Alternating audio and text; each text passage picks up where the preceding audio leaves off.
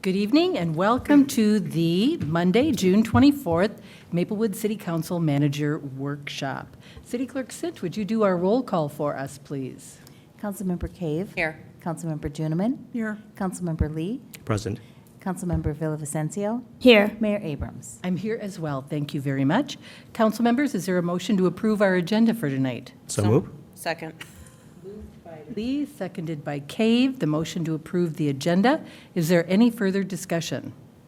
Hearing none, all those in favor signify by saying aye. Aye. Any opposed? The motion carries. We have unfinished business tonight. We are going to finish up our discussion that started at our last meeting concerning community events and engagement. This is the continuation. Mr. Sheeran, I will turn it over to you. Okay, sounds good. While we wait for the presentation to come up on the screen, Mayor, members of council, I'm going to go just a quick reminder, a quick overview of some of what we talked about last time, and I really want to leave the time for discussion on this. Before we jump into it, right, we're thinking about community engagement, and over the weekend I thought about this, and think about where we kind of develop community depending upon our age and our family situation, right? School events, which takes a real strong partnership with 622, sporting events and extracurricular activities, faith communities, local eateries, coffee shops, those sort of things, and neighborhood events. So think about that. As we said last time around, we already do a big chunk of existing engagement on a day-to-day basis. Direct services, we have several thousand touches a year. City projects where, you know, where we invite neighbors to come in and work on and help us refine what a project looks like. Police, public safety, and park and rec hold a variety of events, large, small, and through partnerships. And then we have more of that direct engagement and through boards and commissions where community members have a bigger say, a bigger stake in what happens in the city. And then another piece of that is sort of the passive to inform. And then we have our surveys as well. Like you said, 35,000 calls for service in PD. They run the gamut. And then fire EMS, 88,000 calls a year. The reception desk, 15,000 walk-ins, and that's here in City Hall and up on the Hill. Code enforcement, several hundred each year, rental license inspection, and that really kind of gives us a glimpse into how our communities live, where people live, informing us, making sure that they have safe, suitable housing, and that's a great touch point there. And then our health inspections, which run the gamut from at food establishments, pools, and lodging, and also in schools. And that's one person doing 382 of those a year. And again, a lot of what comes from that department comes from her one-on-one engagement with those business leaders. Again, we've adapted projects based on what the community members have to say: roads, playground updates, general development. We saw that pretty extensively in our conversations around the Gladstone and what should be in the Gladstone and how much open space we should have, and, you know, guiding setback rules and those kinds of things. And then we also do this with partners. We can't do this alone. And I think it's important, again, faith community partners that represent certain business groups, certain partners that represent groups from immigrant communities of color, and then the Mayor's Faith Coalition. And then we also do the annual 2-year community feedback. We had done some investigating into this to see if we did the community survey in different languages, what impact it would have. The folks we do the surveys with say it doesn't really matter what language you put it in. If it's in English, if people aren't more likely to fill it out if it's in their native language, it doesn't really increase. We actually did last year or 2 years ago did our thing in Hmong, and it didn't increase it all that much. So those are just some overviews. Again, we talked a little about boards and commissions, task forces and committees. Sometimes these task forces and committees, we've already identified sort of likely partners, and it might be easier to fill in who we're outreach to who could be on there. The boards and commissions where we're really having a problem right now is finding people who, A, have the time to do it, and B, have the willingness, and then C, have a little bit of expertise in doing it. So we have 3 openings right now, and openings are really hard to fill on those boards and commissions. We appreciate the work that people do. We ask them to do a lot. It's very rewarding, hoping to find someone who wants to use it as a stepping stone to either council or another political position, or to just grow their body of work. So again, that's where we sometimes have trouble. The other thing we want to talk about as we engage this is understanding where people are. We have an article going out in Maplewood Living that kind of says our base model is we want to meet you where you are. If you just want the information, we're happy to give it to you. And it's our mission to give it to you, and we want to make it available in multiple spots, all the way up the chain to sort of collaborate and empower where the community is making the decision overall. So it's using this as a guidepost to start the conversation, understanding what we already have. At this point, I guess I'll open it up for discussion. Thank you for kind of bringing us back to where we were last time in our discussion, or actually in your presentation. I know that several years ago, we had tried to find some different forums where we could be advertising for commission positions and for committees and task forces. Did that help us at all in getting more people interested in joining a commission? It had marginal. We, as you know, because you pushed some of it out through your faith communities, we worked with the Maplewood Area Historical Society to help get the word out. There's other avenues we could try. I know recently Maplewood North Lions have become more active, and there's a couple of other folks that have become more active. Again, we also had used at events, giving out flyers saying, hey, join a commission. So it just kind of depends on the time of the year when the commission opens. Are there those open engagement events? And then the other thing too, at some of those events, you have to pick and choose, because a lot of what we try to do is advertise other things going on in the city. So you don't want to overwhelm people with flyers, especially if they're there with their children or grandchildren trying to just enjoy the night. So it's being strategic about where. Thanks. Council members, this is something that I speak about with other mayors as well, and other cities. This is nothing that's unique for Maplewood. Many other cities are having the same kind of issue. There are different seasons in people's lives, and they have more time. And to some extent, too, when things are going really well, people just sit back and don't necessarily get engaged. But I think that I appreciate that we tried other avenues trying to reach out to people. We can keep on trying. But anyway, Councilmember Cave. Just a comment on the commissions. Have we tried reaching out to the people who've applied? Because I know we've had maybe one position and we've had 3 people or 4 people apply, and they were good people. Mm-hmm. It's just we had one spot. So we do have people that were engaged who wanted to do this, that maybe we should look at the past applications and call them and see if they still have an interest in a position. That's a good idea. Councilmember Lee. I remember some really good applicants coming through too now, thinking about that. So maybe for whatever not they're applying for, but others, I think that'll be a good one. I just want to quickly just bring it back to just a comment I made 2 weeks ago about, I think we have great people, and I love the fact that our commissioners are very dedicated and they want to continue serving our city. But I think something that I want to see us moving forward with is perhaps vetting all of our applicants, even if it's our commissioners that want to continue serving, and wanted to see if the council is interested in seeing that we change our application process a little bit. And even if a former commissioner wants to continue serving, that they apply, and even if they're the only candidate, that they apply and we go through the interview process, so that way we have an open process and it's an open application so other folks can join and apply if they want to apply. So we have this continuation of positions are always opening, positions are always available. I like to see that, and I don't know if it might be a challenge or not to get people in the door or not, but if we have open availability more often, perhaps people might look more often, but if they're not available often, then you kind of phase in and out whenever people are ready or not. Joe, you indicated that there were 3 openings right now? Yes. What are they? I believe, should double check. Sorry. We have one for Heritage Preservation Commission. I believe we have one for the ENR Commission.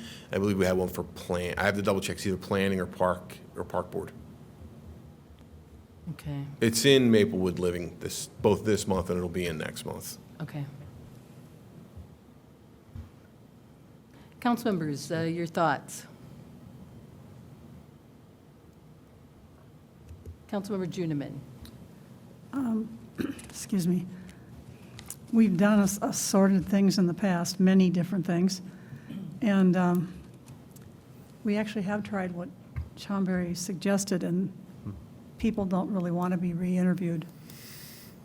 I mean, and then you're just chasing away experienced people.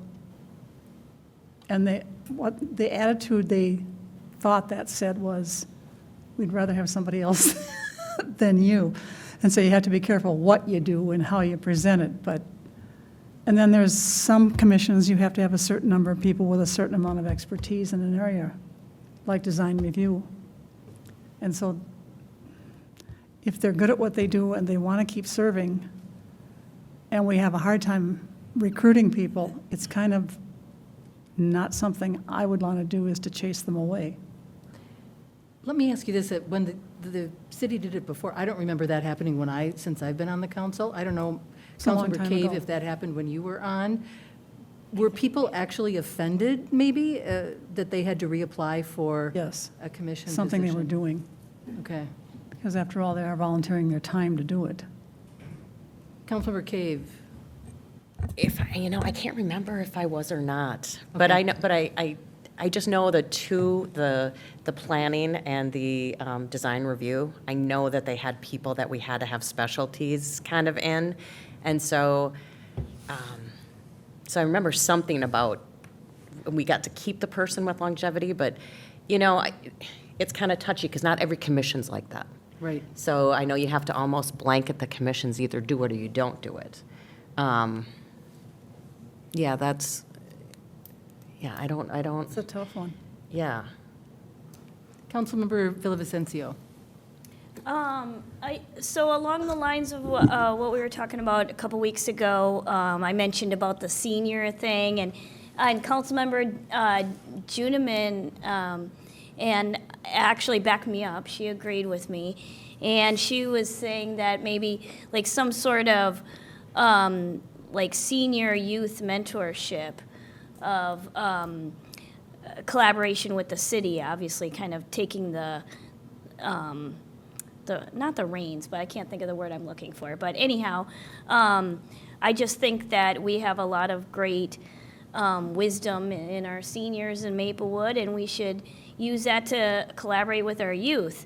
And then also I was thinking about, I know, for instance, we already do this to many extents. We collaborate with the Y on lots of our events, but collaborating more with the Y and collaborating more with like the Maplewood Mall too, because I know like the Maplewood Mall has a lot of events that they host.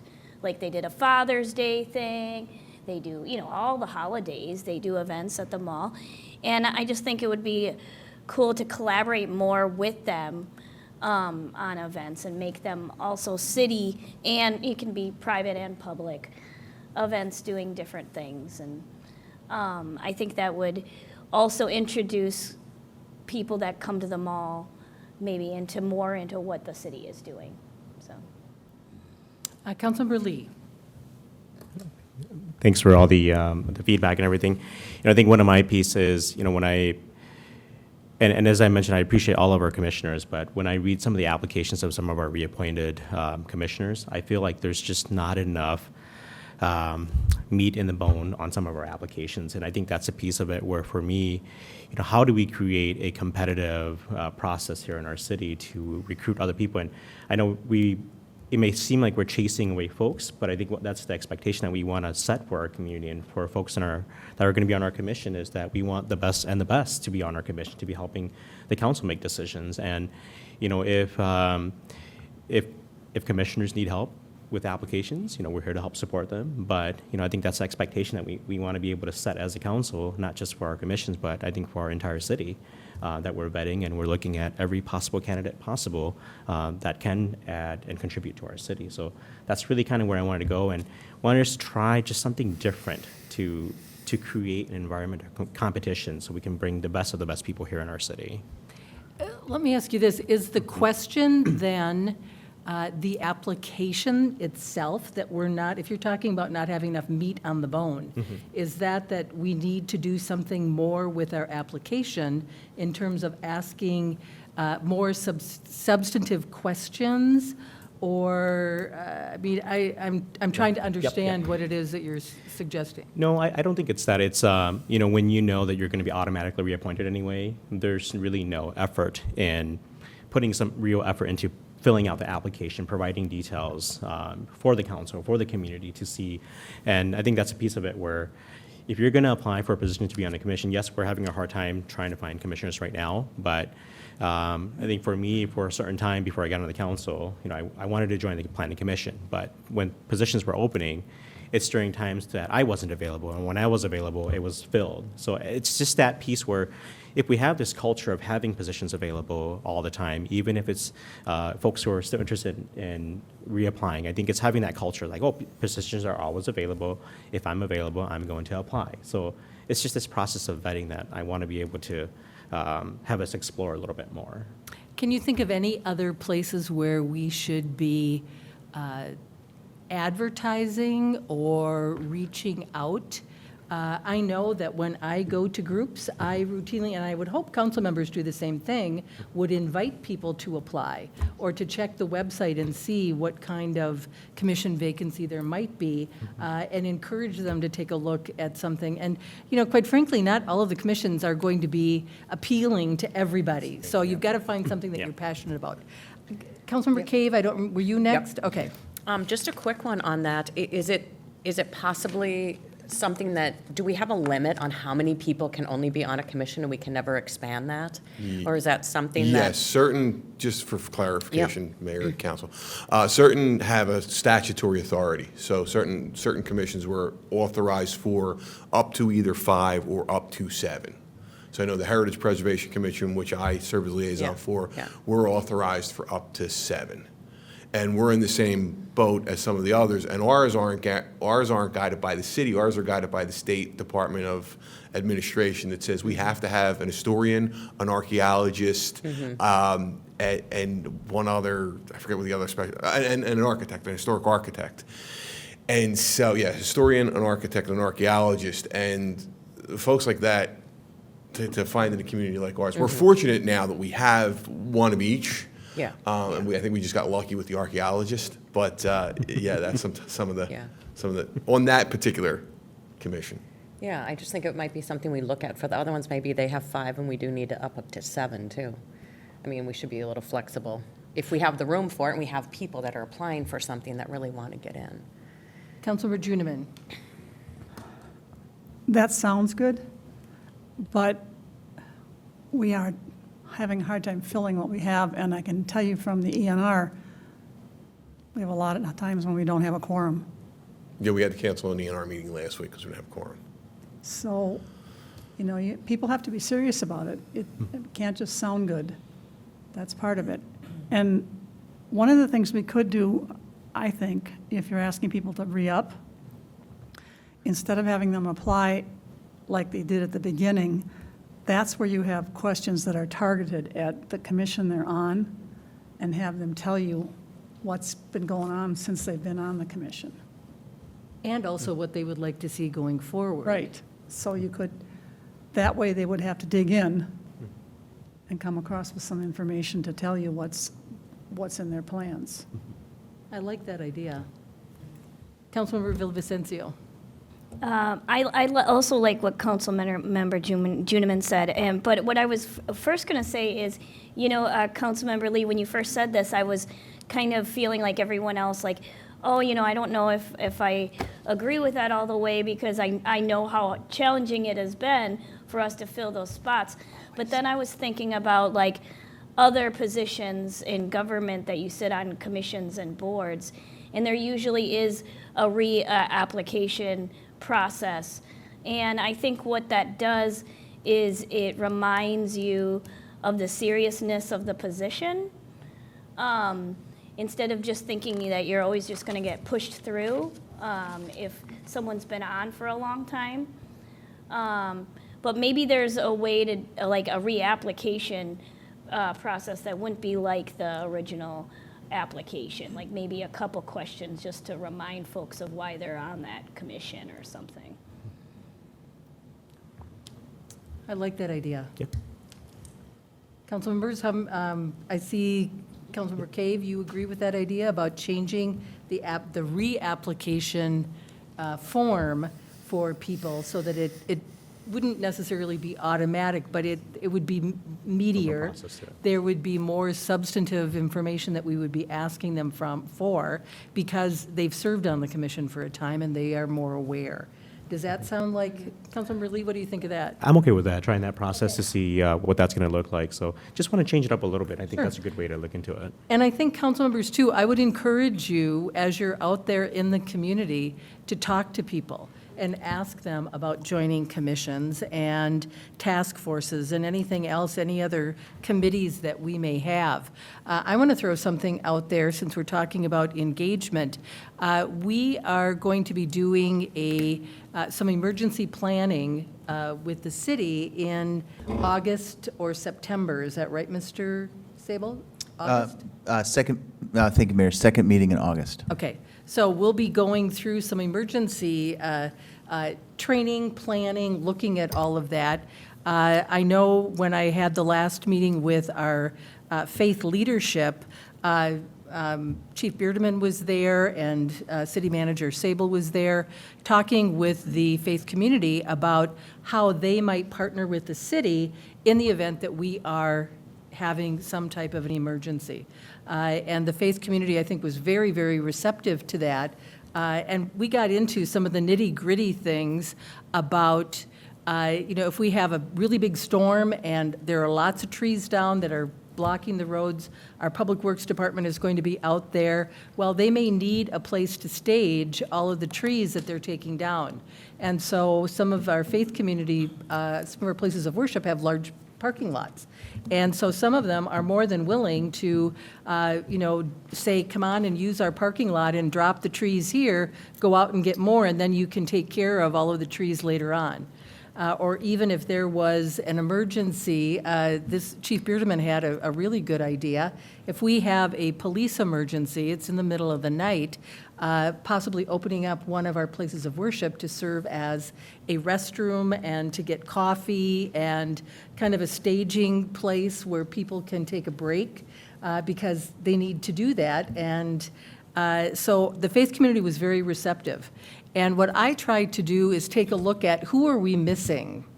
And in looking at safety and emergency planning for the city, our staff is going to be working with the council. Our staff is going to be preparing and looking forward. But I thought about a group, and Councilmember Villavicencio touched upon our seniors. I think about seniors who live alone and what kind of safety planning do they need to do in order to be prepared for an emergency. Now, if people are living in a congregate setting, in some type of assisted living facility, something like that, there are going to be plans already that staff are going to be taking care of. But I'm thinking about seniors who are living in their homes, they're living in apartments, independent living, and they may not have a safety plan. And so one of the things that I wanted to throw out there is they seem to be a group that we don't want to overlook. And so perhaps because this is very focused, maybe creating a senior safety task force to bring some seniors together to work with our public safety department and talk about how can they prepare themselves for an emergency. Thoughts on that, council members? I think that's a great idea. And it's definitely a group that, sometimes you think of seniors and you think of the cottages and you think of everywhere else, and there's a lot of them that live in their homes by themselves. Some of them do not have computers or a touch-tone phone, so if their phone system goes out, they mostly used to have neighbors that would come over, and you don't find that as much anymore. Right. Neighbors don't really talk to one another or check in on each other, so I think that's really a good idea in these times. So that then what they could walk away with, the task force would help develop this, that it would be a personal safety plan. And I can't even envision what that might look like, but public safety knows. And certainly our seniors could think about then what kinds of things do they worry about if there should be an emergency. So, council members, Juniman, what do you think of that idea? Okay. City Manager, Councilmember Villavicencio. Oh, I was just going to say that, yeah, I agree that that sounds like an awesome idea. I also know, like, the Council on Disability, which is a state agency, they have an emergency preparedness manual and kit, too, that I could share with the team. Oh, that would be as well, great. that I think would have, like, a lot of access issues. Obviously, there's, services and supports obviously cover seniors and people with disabilities. And if you talk to the chief, I'm sure he'll tell you that a lot of the calls they get are people in those exact situations. Okay. Councilmember Lee, did you have something too? What did you No, think? I think it's a great idea. So it's more opinions and more folks that we can help out. So love to have that put together. And it seems to be a gap. Yeah. City Manager Sable, did you want to say something? I did, thank you, Mayor and council members. One of the things that, as staff, that we often want to make sure that we have is that the people who serve on a task force or a board of commission have a genuine positive experience, that they have, that their voice is heard and respected, that the trust in the community and the trust in the city is increased through their efforts. And so that we've seen, across other cities, a shift towards, rather than you're going to serve 3 years and you're going to meet 2 hours a month for 3 years, that you say, we're going to focus on one topic really intensely for 3 months, and then we promise it'll have a beginning, a middle, and an end, and your contributions will be valued and appreciated. And so if it were, a senior safety task force on emergency preparedness, we could, as staff, give that group a really great experience. We would come out with their ideas, we could capture them, develop them, and then implement them. And it doesn't have to be something that lives forever. It could be just a really intensive focus. And I think for the staff, that's one of the things that we appreciate, is that when you provide clarity to us, we are able to deliver a better product to you and to the community. And so I think that idea is a good one. And I know lots of cities are wrestling with what that looks like. So in terms of next steps for something like that, what, I don't mean to put you on the spot. Maybe tomorrow morning is a staff meeting, and so you folks can certainly talk about it, but I would like to see something, and from what we're talking about, that at the end, we could even post it on our website, but it would be something accessible to seniors. This is your personal safety plan if there is an emergency, and a personal safety kit, whatever that may be, or, I don't know. The task force gets to determine what that looks like. Sure. So maybe you can come back to us and follow up on that. Okay. Councilmember Cave. No, I agree with that, and I really like the fact that when you have a process and it goes too long, it gets watered down and the interest goes away. Yeah. And you're asking people, you can just see the interest go away. So I really like that idea you have of getting in, getting it done, and having it, just concentrated, boom, and it's done, not prolonging it over 6 to 8 months. Councilmember Lee. I was going to move on to a different topic. If I didn't have any other, I think it's a great idea. Did you want to Madam Mayor, finish it? so- Go ahead. Okay. Sounds good. Well, thank you, Mayor. No, I think the other piece I wanted to touch up on really quick tonight is the community survey. I think that's an important component to our reaching out to our community. I think what I've learned from this last one and kind of just seeing the stats on this last one, our community survey, it becomes a struggle because you have to have access to technology. You have to know how to navigate that system. And I think it's this most recent one was very more issue-driven versus getting voices of our community that's providing that information to us. So I want to just chat a little bit more with the council about how we can do that. And I think the big piece of it for me is, I want to work with, how do we work together to be very intentional about how we're getting these survey done? How do we reach out to people who don't have access to technology or who don't want to do it because I have to go online and fill out a form, and I think some big piece of it is seeing the community engagement piece at Harvest Park, being there with the people. I think that's a big, huge part of it where we can gather information on the spot. And I think having people who look like the community gather and do these surveys for us, and instead of having them do it, but having us administer the surveys for the folks, I think if we're intentional about how we do it, we can get better feedback from our community and how we can be more engaging with them. But I wanted to have a discussion with the council about what your thoughts are on that and changing the way we do our community survey. Mr. Sable, I'm going to call on you first because I know that the company that we used to use is no longer, and so there have to be some changes anyway. Yeah, I think, Mayor and council members, we used to use the National Citizen Survey, which was based out of Colorado, and it was a mailed questionnaire to households, randomly selected households, and then they would gather the feedback and input, and then they would then take the answers from that and then statistically weight that against the sample population. And one of the pieces of feedback that we know is that the people who don't have an abundance of free time, who don't have access to or strong language skills in English, might not take the survey. We're missing a lot of opportunities. So the company was sold to a firm out of Wisconsin. They've since changed their methodology, and I think as staff we are somewhat skeptical of their changes and are kind of looking for a local solution. Not that national surveys aren't great, but I think there are some firms that can do this work locally. And some of the things that they can do is that if a household is chosen and there is a language barrier, or if there's a hard time finding somebody in the household to take the survey, they can follow up with either a focus group or a focus group conversation, or actually just a direct outreach to that household. And so they really try to capture and speak to a full cross-section of the community, and they don't stop until they've met sort of the census standard of, or I've talked to 39% of people who are this and 21% of people who are that. So they really do make efforts, I think more intentional efforts at doing outreach. And so the broader question I was going to ask was, are surveys valuable to you still on that every 2 or 3 year cycle of getting that broad feedback? Is that still something that's important to see? And it's just more of a temperature check for the council, because I think they're valuable, but I also want to know that you find them valuable as well. Councilmember Cave. I'm glad we're changing. I personally don't like the national ones.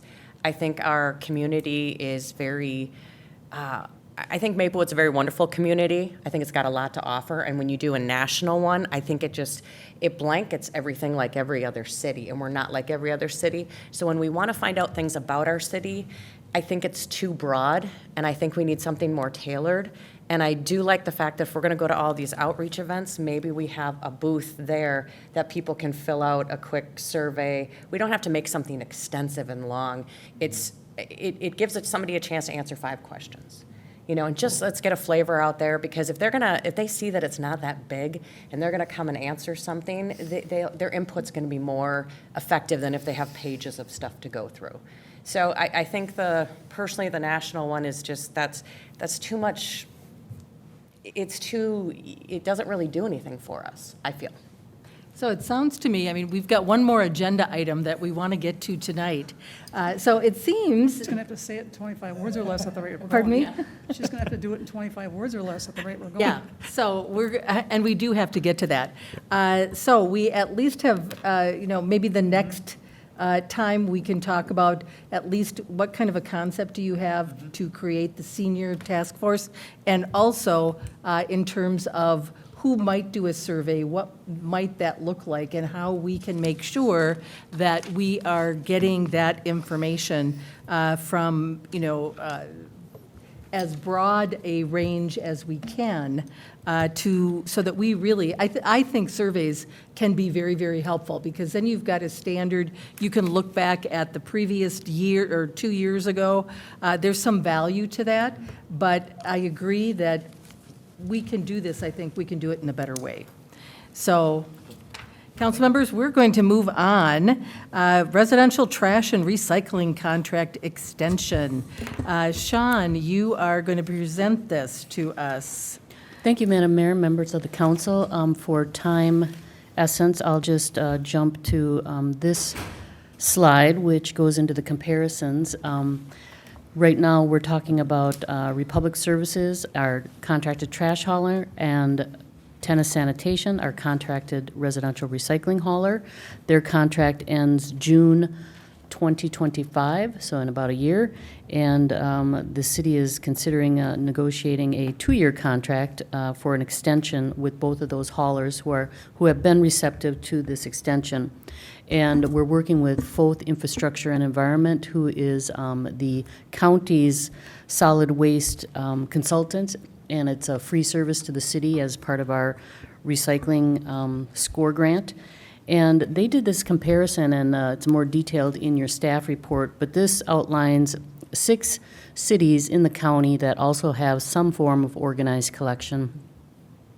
Keep in mind when we're looking at this comparison that there's a lot of variables that could determine pricing, including the frequency of collection, whether they have weekly collection for recycling or some have every other week, if they're city-owned carts like we have here in Maplewood, or if the contractor supplies those, where are we in their contract, new or mid? Sean, can I ask a question? It says frequency of recycling every other week. We have weekly recycling. Oh, I apologize, I didn't catch that. Okay. You are correct, we have And- weekly. And then in terms of city-owned carts, we own the garbage. We do not own the recycling. That is correct. Okay. So Thank- yes and no / I guess. Thank you for that clarification. Sure. At any rate, you can see that this yearly fee, which includes trash and recycling for a mid-size cart, and in Maplewood, we have pay-as-you-throw, so our smaller size carts are less expensive, so if you did a comparison there, it would modify this somewhat. But for the medium-sized cart, it ranges from $247.92 annually to $450.28, and currently, Maplewood's contract with both haulers runs about in the middle of that $331.20, which tells us that our rates are competitive. And moving forward with the extension, the trash rates are being proposed. Again, this just covers the collection. The rates itself cover disposal, taxes, and collection. But in the contract, it just outlines the collection fee of what it costs to drive up to a cart and tip it into their into the trash truck.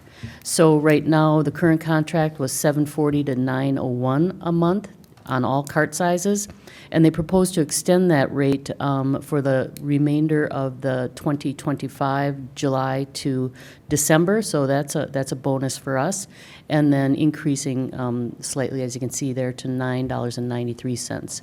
And they also supply bulky item collection and yard waste collection, so you can see the proposed increases there, which are pretty standard and in line with what they're charging currently with the contract with those increases. And then changes that are being proposed to the trash contract. This involves things that we've seen we need some work on over the last 5 years since the contract started in 2020. Postponed recycling collection, that has to do with when a service is delayed for a weather-related incident. We have these 2 haulers, and they both are running on their own management, and sometimes the recycling is not delayed where the trash is, and this can be very confusing for residents. So we want them to communicate better when this does take place. Changes to reports, just some things that we're seeing need updates since the 2020 contract. Adding municipal facilities because they do collect for free as part of the contract. Adding some of those details to ensure we're capturing all of those. Cart management, what we're finding just very rarely is that a homeowner won't call to cancel service and they won't get their cart collected for trash hauling. Republic does the billing, so then the new owner comes in and they think, oh, a cart, I'll just use that. And then they never get billed because the previous owner is getting billed. So there's been a little bit of confusion there. And as you can imagine, Republic really wants to ensure that they're getting the correct billing. So we just added some language to ensure that they are making every effort to cancel that service and collect the cart.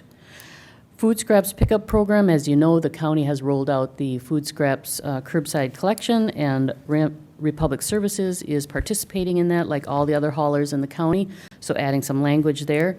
Bad debt and delinquent accounts, from 8% of outstanding balance, what we were finding was that that was compounding, so Republic Services was taking that 8%, adding on the late fee, and then the next month, they would add the 8% to the overall cost, including the late fee, so it was compounding. So we wanted to ensure that wasn't happening, and as a negotiated tactic, that they suggested this 10%, which I had a question, is somewhat industry standard. I don't have an exact answer to that, except to say Republic Services has a contract with Forest Lake starting in 2019 to 2024, and they have that 10% fee. And in their new contract with Forest Lake, they also have the 10%.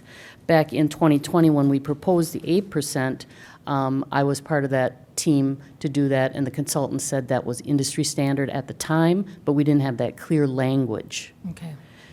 And Sean, can I ask a question about the food scraps program? Is that something that businesses can participate in? I mean, people have lunches and breaks and, do businesses participate in that? And do multifamily buildings, apartment buildings participate in the food scraps program? it is a residential program open to single-family and multifamily. Okay. Currently. But not any businesses? Correct, Okay, yeah. thanks. And then the residential recycling. Just one second, Councilmember Lee has a Yes, question, too. absolutely. Thank you, Mayor. Just a quick follow-up on that 10%, the late fee piece. Is that something they are interested in moving forward with for sure, or can we keep it at the 8% and also keep the negotiation that you did? I mean, my part of it is just how do we help our consumer, our residents, with that piece of it? You know, I will say that this 8% with the compounding effects, and it's unfortunate, but I would say maybe 2 to 3 people a year where it really becomes an issue, where they haven't paid their trash bill in like years, and all of a sudden all their late fees are more than their actual service.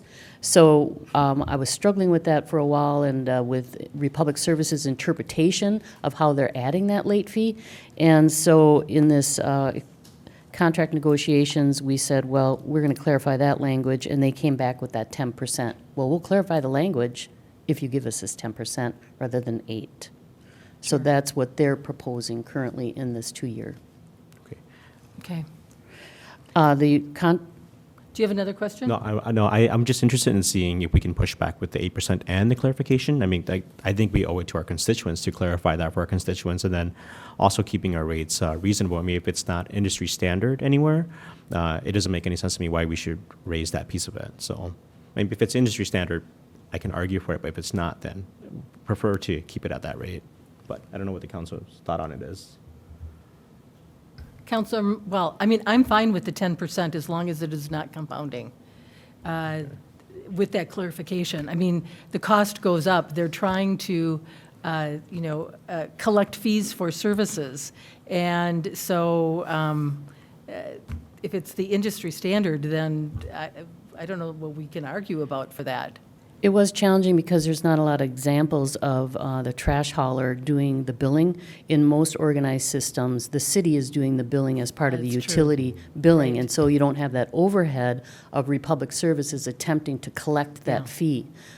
So that's another reason they just want I to make. recall that was part of the discussion that we had, that we are not having staff do the billing, which saves us money, but they are doing it on our behalf, whereas other cities are doing it. And I don't think we want to get into the business of doing garbage billing. I think that's too much. Any thoughts, anyone else?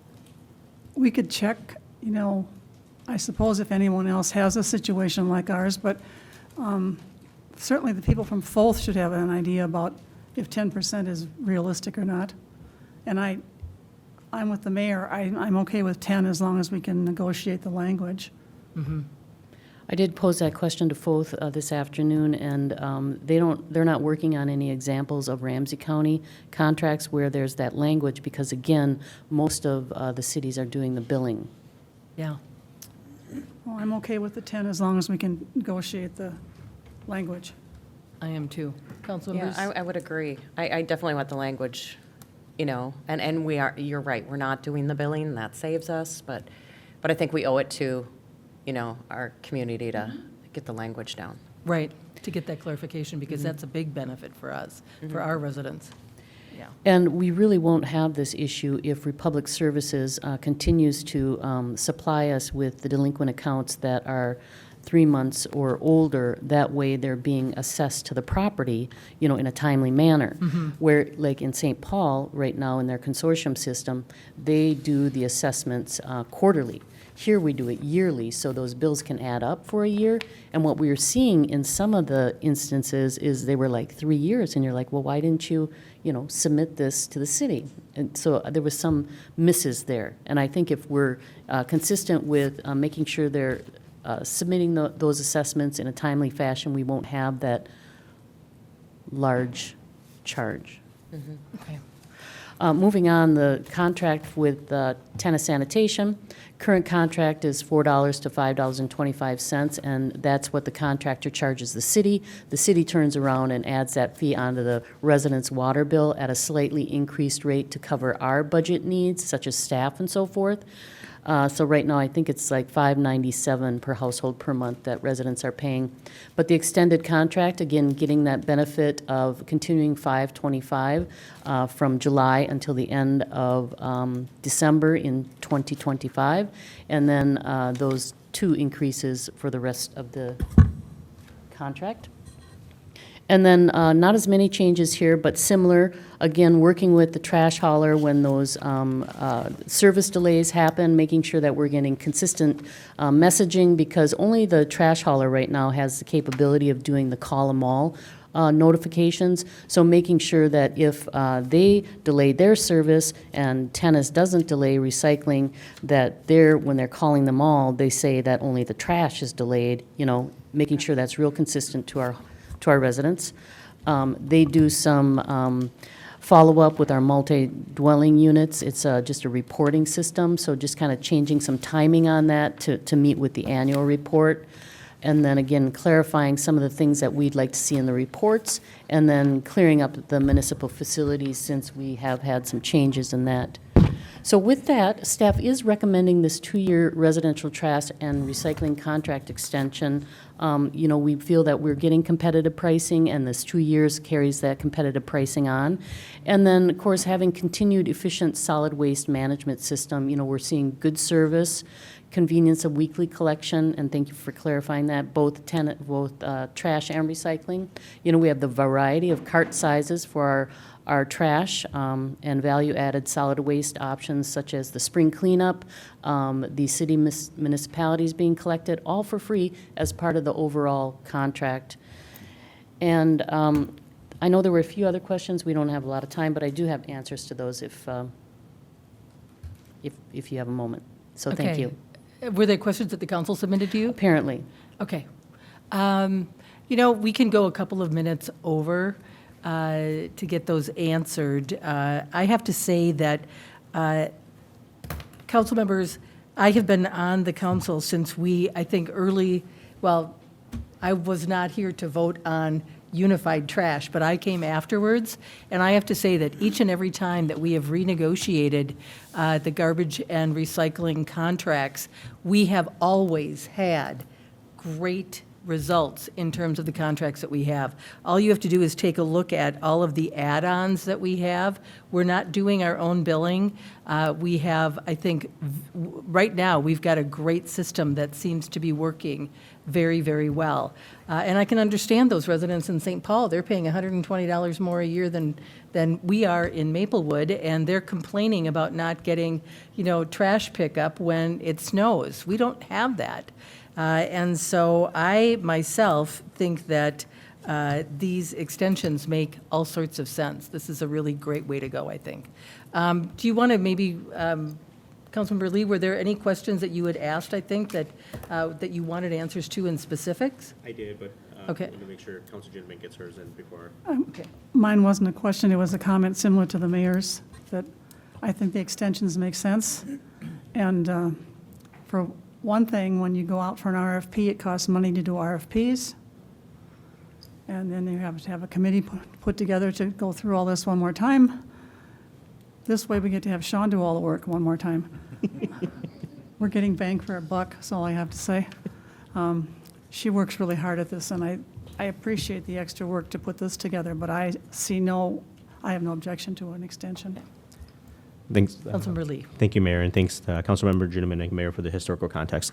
I guess my question really is around the language piece of it, and reading through this piece, there was no language line in the contract, and I'm just curious to see if that's something that we can potentially get added to the contract as a language line requirement, as we have a very diverse community. I want to make sure that they're providing those services to our community if there are any questions or language limitations on the other end.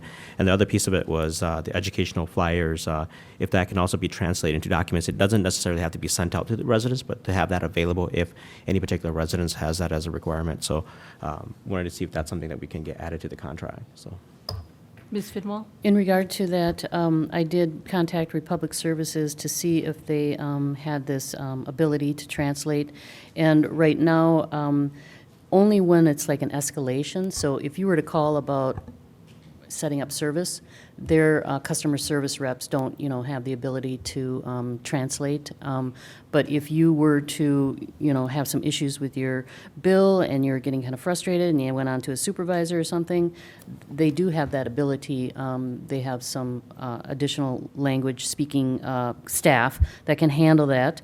As far as the printed material, they do not offer that. However, the county, I know, could do this service for the city of Maplewood. They translate all of their solid waste material in various languages, and they could assist us as part of our recycling score grant to do that.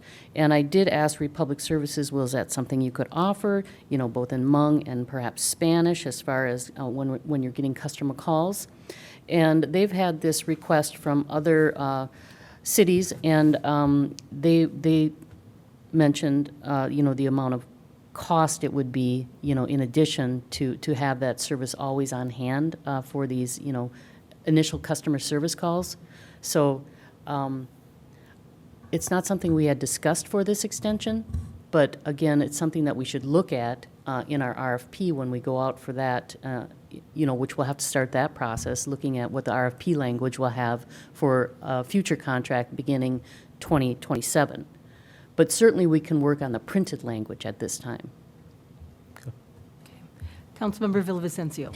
My quick question was, when a new property owner comes to Maplewood and they get trash services, or in a multi-dwelling situation, when you have a turnover of a property owner, do the new property owners get like the rules of our trash in the city? The City of Maplewood works with our haulers to submit a yearly solid waste guide, which goes to all residents. And then when we know that there's someone new there, we'll send that to them. But if they, come in to their home and there's a trash cart and a recycling cart, they don't really have a lot of detail on that. And that's the calls that I mostly get, because I did have that question, how many calls does the city get about trash and recycling? And it's mainly people that are just moving in. They call me and say, well, how do I set this up? And then I explain that system. So that's about what we have currently. Okay, thank you. Okay, council members, any other thoughts?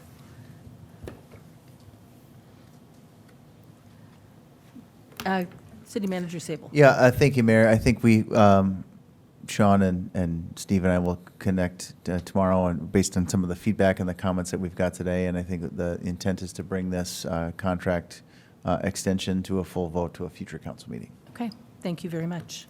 Council members, we've gone just a little bit over time, but it was very important. We have nothing else on our agenda, so I'm going to adjourn our city workshop, and we are going to let's take a 5-minute break, and then we will get on to the business during our regularly scheduled meeting.